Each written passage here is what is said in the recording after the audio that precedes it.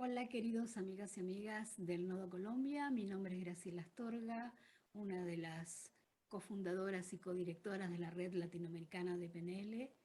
Feliz de poder participar de este evento del lanzamiento del Nodo Colombia y de acompañar a Katy Arango y a todo su equipo en este fin de semana brillante que han planeado. Yo no puedo estar presencialmente porque tenía ya otro compromiso y estoy aquí contándoles acerca de este tema que hubiera compartido con ustedes de estar presencial, de un tema muy interesante dentro de la PNL que a mí me llama mucho la atención, de alta utilidad, de gran creatividad, sobre el cual se pueden generar múltiples recursos. Y es el tema eh, de la energía arquetípica, de los arquetipos y la PNL. ¿Cómo se conectan estos dos temas? ¿Qué tienen que ver un tema con el otro? Una de las cosas más interesantes que pasan dentro de los primeros tiempos de la evolución y el crecimiento de la programación neurolingüística es justamente el contacto que hacen Bandler, Grinder y Pucelik inicialmente también con cada uno de estos personajes, Peirce, Virginia Satir, Milton Erickson, a los que van estudiando, a los que van modelando. Aquellos personajes eh, que son, digamos, estudiados desde este punto de vista. Bandler y Grinder básicamente se preguntan qué hacen cuando hacen. Y entonces van empezando a poder obtener con una mirada disociada, una mirada de afuera, una comprensión de la mente, de las estrategias, de los recursos de todos estos grandes personajes. Y una de las cosas que le llama poderosamente la atención de todo el trabajo que hacía la psicóloga Virginia Satir, que es una de las musas de esta primera etapa de la PNL, es esta estrategia que ella utilizaba cuando trabajaba con sus pacientes, de trabajar con una parte del paciente, no con la totalidad. Esto no deja de ser una estrategia y una metáfora. Ahora, Virginia lo trabajaba de una manera muy especial que le lograba grandes resultados, y entonces lo que Virginia hacía con los pacientes les decía, vamos a trabajar con esta parte tuya que está enojada, que tiene miedo, con esta parte tuya que necesita encontrar esa respuesta. Y lo que lograba, que es una de las bases de muchísimos trabajos en la PNL, es que las personas hicieran una metáfora de esto y pudieran sacar afuera, disociarse y decir, bueno, esa es mi parte que tiene miedo. Y entonces la identidad, el yo, el resto de las partes que no tenía ningún problema, las representaciones de los temas que no estaban siendo tocados quedaban protegidas. Y entonces Virginia le decía, ¿qué le pasa a esta parte? Y la persona empezaba a hablar de esa parte interna suya, empezaba a encontrar respuestas, permitía básicamente un ejercicio, un espacio en el que la mente inconsciente entregaba una calidad de información diferente que la mente consciente no tenía. Y entonces, lo que en un enfoque tradicional de ciertas corrientes de la psicología hubiera tardado un año, por ahí tardaba una semana con ella. Porque la persona podía hacer esta metaforización de eso que le pasaba en esta parte mía, que es la que tiene el problema, y trabajar con esa parte, corregir ese problema y volver la parte con la solución internamente. Y esto le da un resultado. Entonces Bandler y Grinder miran esto y dicen, ah, qué interesante esto. Esto es para tomarlo. Y entonces es uno de los grandes modelados que le hacen a Virginia Satir. El hecho de construir representaciones de nuestra psiquis, de nuestro mundo interno, metaforizarlas como partes, una parte interna que es responsable de tal tema, y poder trabajar individualmente con esa parte, protegiendo el yo, la identidad, la totalidad de la persona, de la psiquis de la persona, de esto que necesitaba ajuste, solución, respuesta, lo que fuera. Entonces, ya tenemos este elemento dentro de la PNL.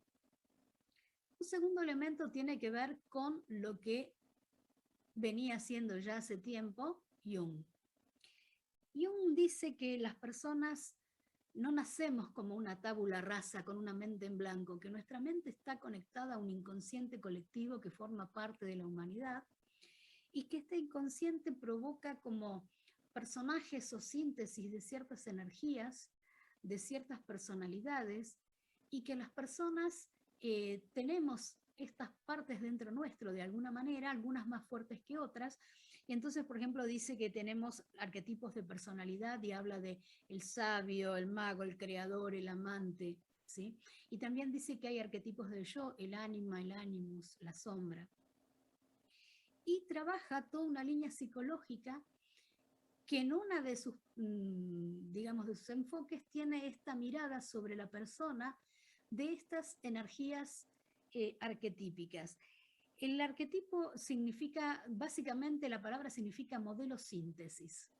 Y entonces si yo trabajo con mi arquetipo del sabio es la síntesis del modelo de mi sabia, en este caso de mi sabia interno, y yo puedo trabajar con esa parte, hablar con esa parte, construir un montón de herramientas, de aproximaciones, a veces muy lúdicas, a veces más psicológicas, para conectarme con cada una de estas partes, poder mirarlas para obtener un diagnóstico de si todas las partes están funcionando al mismo nivel, si hubiera algún problema. Dependiendo desde qué enfoque lo esté viendo, voy a poder utilizar este concepto de diferentes maneras. Entonces, ya tenemos la parte y además tenemos como un update, una segunda vuelta de la parte que es la mirada de Jung que dice, no solo es una parte, de alguna manera, dice, es un modelo síntesis de una energía, de un personaje, de algo que está en la persona y que está conectado al inconsciente colectivo y que puede utilizarse de muchas maneras para múltiples propósitos. Y entonces, un tercer paso dentro de la historia de la PNL en relación a los arquetipos, nos aparece un poco más adelante con uno de los grandes protagonistas y teóricos de la PNL, Robert Dills.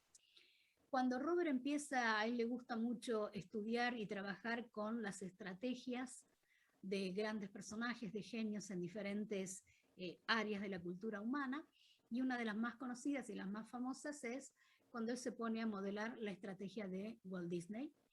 Y entonces él investigando los reportajes, tanto en cine como los reportajes en las revistas, que antes eran una de las fuentes más importantes para volcar esta información de Disney, entrevistando a personas, llega a esta teoría que Disney tenía una estrategia de creatividad de alta efectividad que estaba compuesta por tres partes. En realidad está compuesta por tres arquetipos internos de Dills. Entonces, de Disney. Entonces, Dills dice, son el soñador, que se pone a bajar del universo y a generar opciones y a decir qué es lo que hay que hacer, cómo hacer, sin límites, sin presiones, sin importarle si eso se puede hacer o no.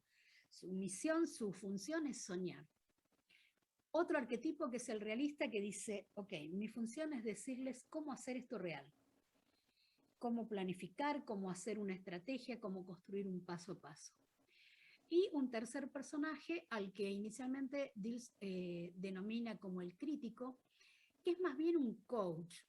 No es alguien que te va a criticar todo lo que vas a hacer, es alguien que se distancia, mira todo lo que querés hacer, lo que el realista y el soñador proponen, y trabaja con preguntas. Dice, ¿qué pasa si modificamos esto? ¿Qué pasa de esto? Ojo, porque acá podría haber un problema. ¿Qué harías con esto? ¿Sí? Tiene esa función de mirar la realidad de una manera con cierta distancia, poder verla objetivamente y poder generar una respuesta, un trabajo con los otros dos personajes para que el ciclo siga funcionando y uno llegue a diseños de alta calidad y alta efectividad. Ustedes piensan que un personaje como Walt Disney hizo cosas impensables en su momento. En el momento que la realidad, el paradigma decía que los lugares de diversión eran lugares circulantes. Esto piensen que venía desde la Edad Media, ¿sí? Donde las ferias y los feriantes iban de ciudad en ciudad, de país en país, recorriendo los lugares y la gente iba a ese lugar cuando los feriantes llegaban, las kermés, quizás en cada lugar las llamamos de manera diferente. Walt Disney dice, vamos a hacer algo distinto, dice su soñador, y se pone a trabajar con todos y de repente aparece con una idea absolutamente novedosa. Vamos a hacer al revés, dice Disney. Vamos a dejar el lugar fijo y que la gente vaya ahí. Todos le dijeron que estaba loco, ¿sí? Y él hace un enorme trabajo tratando de convencer a los inversores y todo para crear el primer Disneylandia, porque él cree que se pueden hacer cosas maravillosas que ya no dependen de las personas, de la cantidad de recursos que pueda tener para trasladar esa feria y volverla al mar, etcétera, que puedo hacer cosas magníficas, castillos, etcétera, si dejo fijo el lugar y la gente va allí. Por ejemplo, y así nacen Disneylandia y Disney World, ¿sí? Que hasta el día de hoy siguen siendo estos lugares icónicos donde todo el mundo quiere ir. Entonces, aquí tenemos a la PNL mirando a estos grandes personajes y viendo cómo trabajan sus partes, ¿sí? Esto es un modelado en base a lo que sabemos de Diels. Se ha modelado por la información que tenemos hasta hoy, a Mozart, a Beethoven, etc.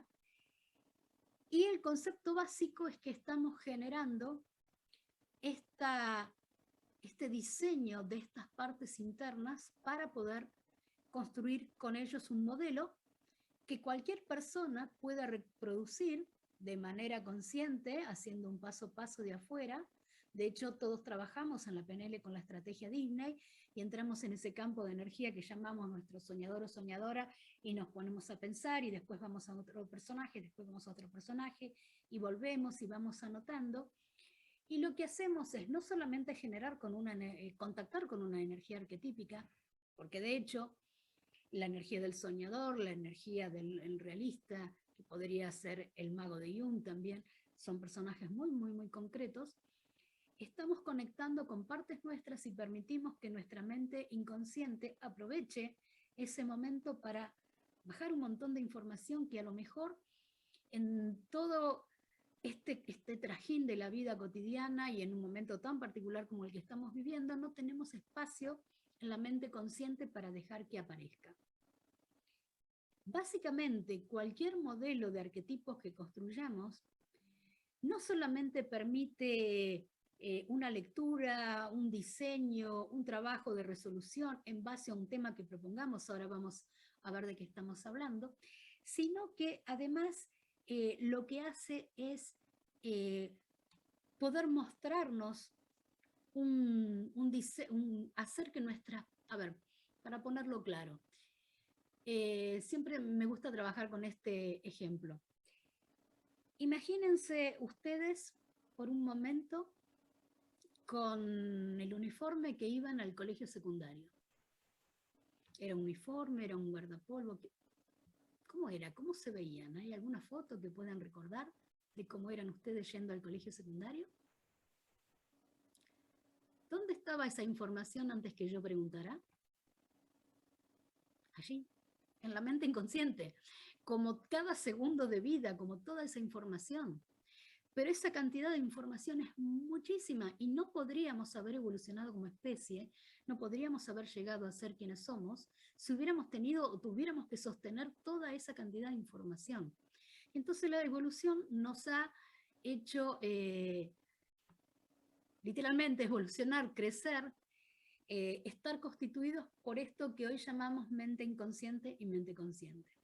Entonces la mente consciente es la pantalla de la compu, donde si yo abro demasiadas ventanas se tilda, y en donde siempre maneja, se dice entre 7 más menos 2 datos, ¿sí? Entre 5 y 9 pantallas normalmente aparecen. ¿Les ha pasado esto que en un momento uno dice, ¡ah! Quería hacer tal cosa y iba a llamar a tal persona? ¿Y dónde estaba esa información? Hacía 3 meses que lo habían pensado. pero la información había desaparecido de la mente consciente. ¿Por qué? Porque para sobrevivir como especie, como humanidad, para llegar al momento actual, lo que aprendimos es que le tenemos que dar más importancia a lo urgente que a lo importante, porque si no, no podíamos comer, no podríamos tomar agua, no encontrábamos refugio en la noche en este lugar donde vivíamos cuando empezamos a desarrollarnos como especie inteligente. Y esto ha llegado hasta el día de hoy. Entonces, ¿qué pasa? Nuestra mente consciente es sintética, tiene una capacidad que es, la analogía de la computadora es muy buena, que nos permite abrir determinadas pantallas. Y siempre lo importante va a quedar como un poco atrás del urgente, porque el urgente es el Pac-Man que nos come, ¿sí? Ahora, la mente inconsciente tiene una enorme cantidad y calidad de datos, porque allí está todo. Y entonces, cuando nosotros generamos este tipo de ejercicios con arquetipos, por ejemplo, con el que podemos conversar, que podemos exteriorizar, con el que le podemos hacer preguntas, lo que estamos generando es un vehículo, un puente, un programa, para seguir con la metáfora de las computadoras, en donde permitimos que la mente inconsciente pueda llevar rápidamente de un paso y sin complicaciones a la mente inconsciente un dato. Y entonces si yo entro a al personaje de la estrategia Disney del soñador y digo, estoy aquí entrando en este campo de mi soñadora y en este momento ocupo su espacio y soy la soñadora, y le digo a la soñadora, ¿qué opciones, de qué otra manera yo podría hacer esto que quiero hacer? Y empieza a aparecerme una cantidad de información que no había tenido en cuenta, empiezan a aparecer datos, ideas, etcétera, que no están viniendo del otro lado del universo, están viniendo de mi mente inconsciente. Estoy conectando con el inconsciente colectivo y permitiendo que esa información baje en forma de idea, en forma de dato, a veces más divertido, a veces sumamente alocados, a veces muy prácticos. Y entonces está apareciendo toda esa información para que esté a mi disposición. Y por ahí si yo iba por una parte lógica, pensando en qué iba a hacer, de qué manera, por ahí me preocupaba, me sentía muy mal porque no me aparecían cosas. Y elegí un tema musical, yo sostengo que todos tenemos banda de sonido, que me gusta y que para mí representa la energía de mi soñadora, y me puse a escuchar ese tema y entré a un lugar del espacio y dije, aquí está ella, y entro, ¿y qué aparece? Aparecen ideas, aparecen cosas, y empiezo a notar, y digo, ¿cómo fue que apareció todo esto? Porque generé un espejo con un arquetipo para poder mirarme una parte mía que está, que es mía, que aparece, pero que le cuesta llegar a la mente consciente por esto, porque la mente consciente sostiene la realidad, ¿sí? La mente inconsciente es el hardware, está ahí todo en la computadora, está toda la información, todos los datos, los programas, los que no usamos, los que usamos, está todo allí. Y los modelados arquetípicos, cualquiera sea el modelado al que le damos simbología, que podemos usar, nos permiten esto, la generación de un campo de conciencia, de energía, donde yo puedo jugar entrando literalmente con mi cuerpo y dejando que estas ideas aparezcan en mi mente. ¿Sí? Esta es una de las herramientas más interesantes para trabajar. Ahora, yo puedo trabajar con muchos modelados. Permítanme mostrarles en un segundo modelado con el que solemos trabajar con mi amigo y socio Daniel Cooperman en Tachyon, que tiene que ver con esto, con trabajar con 4 arquetipos que en realidad son representaciones metafóricas de los 4 elementos. Entonces tengo el mago, la maga, que representa el aire, la mente. Tengo al guerrero o guerrera, ¿sí? Que es el fuego, la acción. El bufón o bufona, que es la tierra, la capacidad de patear el tablero, de comenzar de nuevo, de repensar un montón de cosas. El bufón es esta energía que nos permite el cambio, la flexibilidad. Tenemos al trovador o trovadora, que es esta energía del agua, que nos conecta con el cuerpo, con las sensaciones, con las emociones, con los sentimientos. Y yo puedo entonces, siempre que yo le diga a la mente con cuál modelo estoy trabajando y cuál es la simbología y cuáles son las características de los personajes, nuestra mente puede rápidamente trabajar con esto. Además, si le sumo una música a cada uno, todavía va a ser más interesante. Y entonces, esto me permite trabajar de esta manera. Yo estoy diciéndole a mi mente que la totalidad de mi ser tiene 4 partes. En este caso, mago o maga, guerrero o guerrero, bufón o bufona, trovador o trovadora. Que ese es mi ser.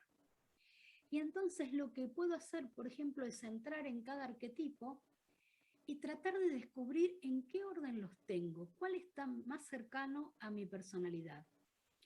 Un arquetipo que en el modelo de Nosotras las Diosas, que hemos diseñado con mi amiga y socia Eugenia Landajo, llamamos el yo soy.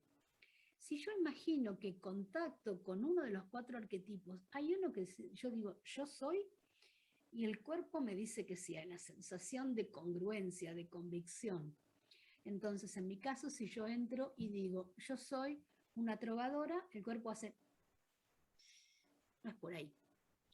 Tengo una trovadora, obvio, contacto con ella, está por allí, pero no puedo sostenerla acá. En cambio, yo digo, yo soy una maga, y es el arquetipo que mejor refleja mi identidad, y sí, me puedo sostener acá, yo soy una maga. Lo importante cuando nosotros hacemos, por ejemplo, jugamos con un modelo arquetípico como este, es que podemos trabajar con nosotros y con otras personas en una primera aproximación muy sencilla, que es cuál siento más cerca del yo y la identidad y cuál es el último.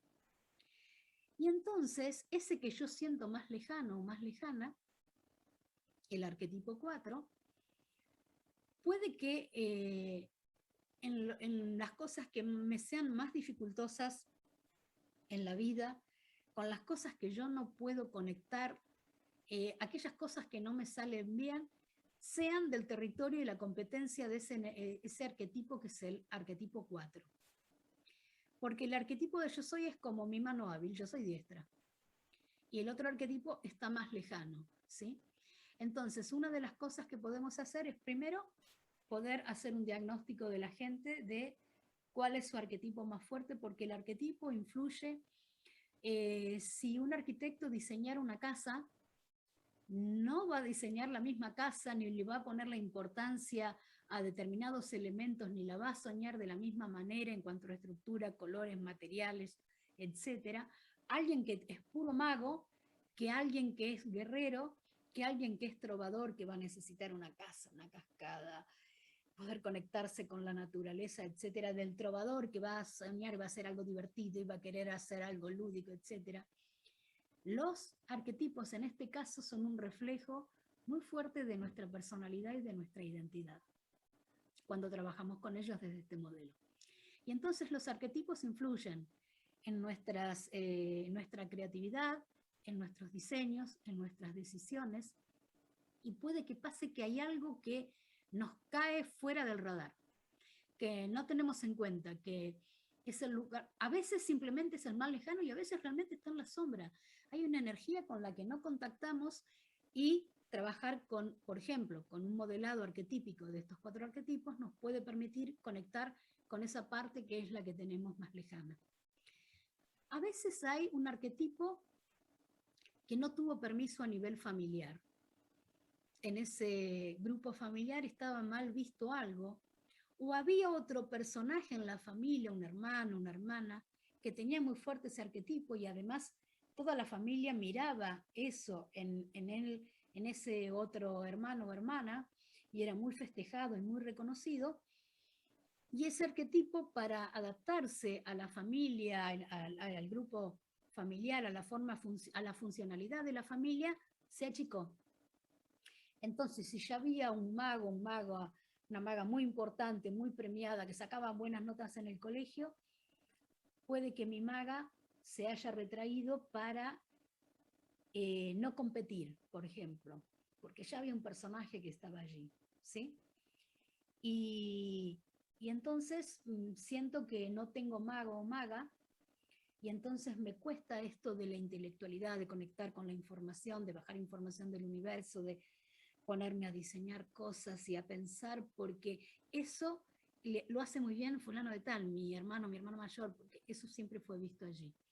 Y entonces nos permite también recuperar esa energía, esa parte que no tuvo permiso, que fue castigada o que por adaptación, como les contaba, se escondió.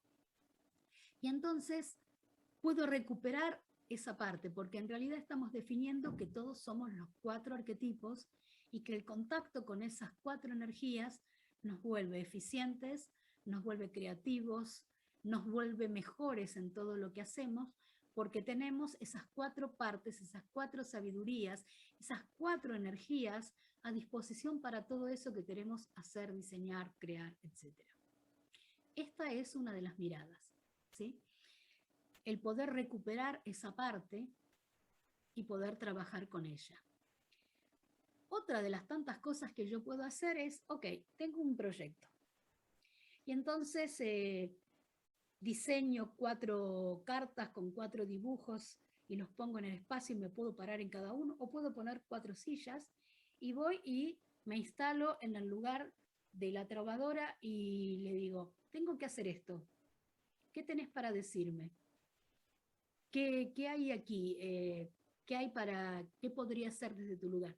Y desde ese lugar, esa parte que está en contacto con las emociones, con el cuerpo, con la relajación y todo eso, dice, te está faltando tal cosa, podrías hacer tal otra. Y entonces cada uno de los arquetipos va a aportar desde su función, desde su sabiduría, información, datos, miradas que van a enriquecer cualquier cosa que le planteemos. Estamos conectados a una fuente mayor, a un inconsciente colectivo, pero es nuestra mente inconsciente la que está elaborando todo eso y entregándolo en ese diseño lúdico que hemos generado, con esa energía arquetípica, estableció ese puente y entonces nos dice, hay que hacer esto. Podrías hacer tal cosa. ¿Qué pasa si miras allá? Y entonces es como una mesa de concilio donde tengo conmigo 4 asesores o asesoras que me dicen, para este proyecto tal cosa, yo veo tal otra, tené cuidado con tal otra, le está faltando algo de, ¿sí? Y no es más que mi propio mundo interno, que mi sabiduría, que toda la información que yo tengo que está fluyendo de una manera orgánica, lúdica, sumamente generativa, hacia mi mente consciente entregándome datos. Esta es una de las tantas cosas que yo puedo hacer entonces trabajando con un modelo arquetípico. Hay más modelos arquetípicos, yo lo que tengo que definir previamente para darle sentido y trabajar es cuál es ese modelo arquetípico, ¿sí? Y con ese modelo entonces yo estoy trabajando. Podría hacer una cosa, digamos, si quisiera trabajar con más elementos, podría ir directamente a Jung y todos sus 12 arquetipos de personalidad y trabajar con una mesa de concilio con los 12 arquetipos donde cada uno, desde su lugar, su función y su sabiduría, me tira un dato para ese proyecto, ¿sí? Solo tengo que definir cuál es ese modelo. Entonces volvemos a donde empezamos. Volvemos a este modelado brillante que hicieron Bandler y Grinder inicialmente de Virginia Satir, tomando esto que Virginia espontáneamente había encontrado como un recurso que le daba muchísimas soluciones y cada vez que lo aplicaba podía llegar a resultados muy, muy valiosos, que es trabajar con la gente con una parte de la persona. Vamos a trabajar con la parte que acciona, con la parte que crea, con la parte, y identificaba una síntesis de eso, con lo cual la persona podía trabajar con esa parte, mirándola en tercera persona disociado, y, como les contaba, encontrar soluciones. Cuando sumamos la parte junguiana y ya nos vamos a una cosa más rica, como es la energía arquetípica, puedo crear modelos muy ricos, que me permiten esto, diagnósticos, soluciones y un montón de ejercicios, un montón de cosas que puedo hacer con solo establecer y definir ese modelo. Así que, queridos amigos y amigas, quería dejarles esta mirada, este tema que me apasiona, que da muchísimas, hay muchísimo todavía para trabajar, los modelos no están terminados. Con Eugenia Landajo un día nos pusimos a trabajar con la parte femenina, a ver si lo tengo por acá, y nos pusimos, terminamos generando un libro que se llama Nosotras las Diosas, que aquí está. Y este libro trabaja con 8 arquetipos femeninos de diosas griegas, ¿sí? Así que, y ¿saben qué? Básicamente sigue siendo PNL, porque estamos trabajando con anclajes, estamos trabajando con metaprogramas en cada arquetipo, estamos trabajando con línea de tiempo, estamos trabajando con un montón de cosas, pero con una elegancia, una síntesis. La gente no necesita saber de PNL para poder trabajar con estos modelos que generamos, porque estamos generando el modelo arquetípico. Y entonces a partir de ahí podemos generar no solo un modelo, sino podemos generar lo que Dill llamaría una metaestrategia, un modelo completo, donde podemos generar desde estos arquetipos un montón de aplicaciones, un montón de recursos para generar información, para comprender más cosas. Así que les dejo esta puerta abierta a ver qué más podemos hacer desde cada lugar de Latinoamérica con el modelo de los arquetipos, porque en cada lugar hay escritores, hay diversas culturas que tienen modelos arquetípicos con los cuales podemos trabajar lúdicamente y llegar a resultados fantásticos e inesperados. Muchísimas gracias, bienvenidos y bienvenidas a toda la gente del Nodo Colombia. Y aquí entonces, como les decía, esta puerta abierta desde la PNL para trabajar con nuestras partes, con nuestros arquetipos y generar herramientas que nos permiten rápidamente hacer cambios, obtener información y seguir avanzando. La magia de la PNL viva como siempre. Muchísimas gracias, nos estamos viendo.